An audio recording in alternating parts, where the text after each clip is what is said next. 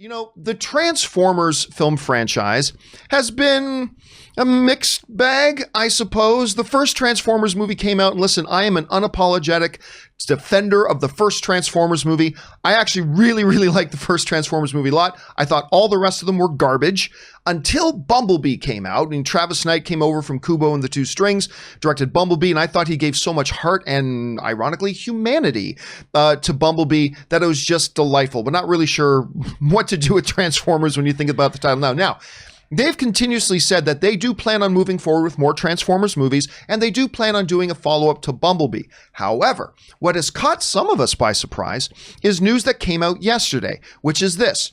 Toy Story 4 writer, Josh Cooley, I think his name is. I think it's Josh Cooley, who, you know, the last film that he wrote won an Academy Award for Best Animated Feature, Toy Story 4. He has been hired by Hasbro and E1 to direct an animated feature film prequel, keeping track of all that, an animated feature film prequel of the Transformers that will be set on Cybertron in their early days and will focus on the relationship between between Megatron, I'm sorry, I've got Magneto on the brain, between Megatron and Optimus Prime. So that's intriguing. It's also something that I'm not 100% sure how I feel about it, because generally speaking, it's not a hard and fast rule, but generally speaking, I'm not the biggest fan in the world of prequel. Like, I prefer stories to move forward. There's been lots of Transformers animated. I would prefer them to kind of stick their focus on the quote-unquote live action stuff. Especially, I'd love to see them build on the momentum that Bumblebee finally gave them. It's been a while since the Transformers franchise had any momentum. Bumblebee gave them some momentum, and I really think they needed to jump on that a little bit sooner. Now, one of the things that I'm hearing people saying is that one of the advantages of doing an animated film right now is that it's a little easier for them, even with social distancing in place, to get the ball rolling on an animated film. I could see that too. And I think there are going to be a lot of people that are actually going to be pretty interested in an animated feature Transformers film going back to Cybertron. I think a lot of people are going to be intrigued by that. I'm like I said, I'm feeling a little bit mixed on it.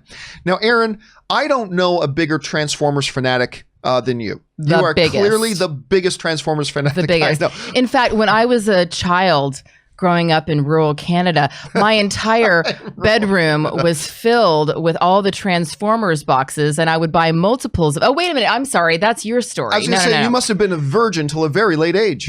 But what do you think in principle? What do you think in principle about the idea of going back to their animated roots and even trying a prequel set on their home world before the Transformers ever came to Earth? What do you just think about that in principle? Here is why I love this idea.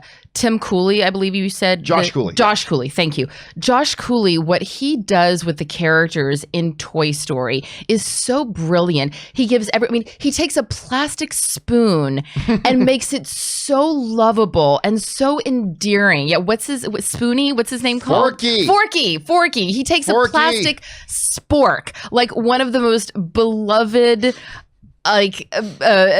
utensils of childhood, and gives it so much humanity and heart. And as I say over and over and over again, like a broken record, I am all about story. I am all about character development. And what I want to see, and why I am excited about it being a prequel, is I want to know, like, what motivates Megatron? What really, what childhood trauma did Megatron suffer? Who hurt you? Who hurt you? You know, I want to see what gave Optimus Prime that leadership quality. You know, I want to see everybody's backstory. And this is a great way to be able to really get in there and find that out. And it doesn't have to be like sappy. I just love the idea that someone who has the ability of taking all the toys and saying, you know what, I'm going to give you all of these qualities that totally make sense for what we know of you as a character, as an object. You know, Mrs. Potato Head and Mr. Potato Head, the fact that they're constantly